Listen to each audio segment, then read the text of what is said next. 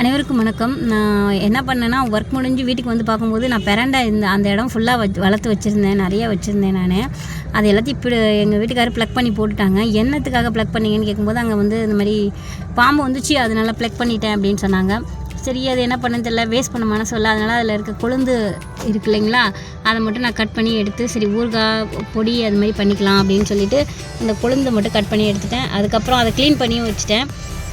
அதில் கையை அரிக்கும் அப்படிங்கிறதுக்காக நான் க்ளவுஸ் போட்டிருக்கேன். இதுக்கு வந்து நான் இந்த ஊறுகாய் மாதிரி தொக்கு மாதிரி பண்ணுறதுக்கு என்ன பண்ணியிருக்கேன்னா, கொஞ்சம் பூண்டு போட்டு சாட்டை பண்ணியிருக்கேன் இப்போ நல்லெண்ணெயில். அடுத்து பிரண்டையும் போட்டு சாட்டை பண்ணிட்டேன்.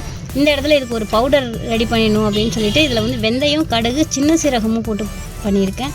அதுக்கு இடையில அதை வந்து அரைக்க வச்சுட்டேன். அடுத்து இதை அரைக்கிறதுக்கு ரெடி பண்ணேன். இதுக்கு இடையில ஒரு 100 கிராம் நல்லெண்ணெய் ஊற்றிட்டு அதில் வந்து கடுகு, வெந்தயம், பட்டை மிளகாய் போட்டு தாளிப்பு நான் போட்டிருக்கேன். அப்புறம் பார்த்திங்கன்னா, அது எல்லாத்தையுமே அரைக்கிறதுக்கு நான் ஏற்பாடு பண்ணிட்டேன். இது ஏற்கனவே பூண்டு இது பண்ணியிருந்தேன். மறுபடியும் வந்துட்டு இன்னும் கொஞ்சம் பூண்டு வந்துட்டு நான் இதில் தட்டி போட்டிருக்கேன்.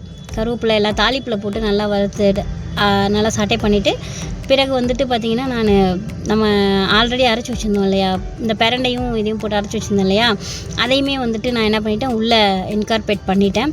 அப்புறம் நான் இதுக்காக ஒரு நெல்லிக்காய் அளவு புளி வந்து நான் ஊற வச்சுருந்தேன். ஸோ நான் அதையுமே உள்ளே சேர்த்துட்டேன். பார்த்திங்கன்னா தெரியும். அதுக்கப்புறம் பார்த்திங்கன்னா, இதில் வந்துட்டு இன்னும் கொஞ்சம் இன்க்ரீடியண்ட் போடுற மாதிரி இருந்துச்சு. ஆஸ் யூஷுவல் மிளகாத்தூள், மல்லித்தூள், மஞ்சள் தூள், அவ்வளோ பெருங்காயம், இது நாலத்தையுமே போட்டு நல்லா வந்துட்டு நம்ம சாட்டை பண்ணிகிட்டே இருந்தோம். எனக்கு வந்து நான் குக்கரில் தான் இந்த மாதிரி இது பண்ணுவேன். ஏன்னா குக்கர் தான் அடிக்கனமான பாத்திரமாக இருக்கும் அப்படிங்கிறதுக்காக நான் வந்து அதை வந்து நான் ரெடி பண்ணி வச்சுருந்தேன்.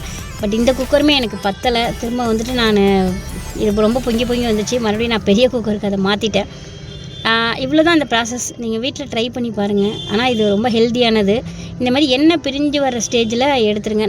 நான் வெட்டும்போது கொஞ்சம் முத்தல் தண்ணி எடுத்துட்டேன்னு நினைக்கிறேன். நன்றிப்பா.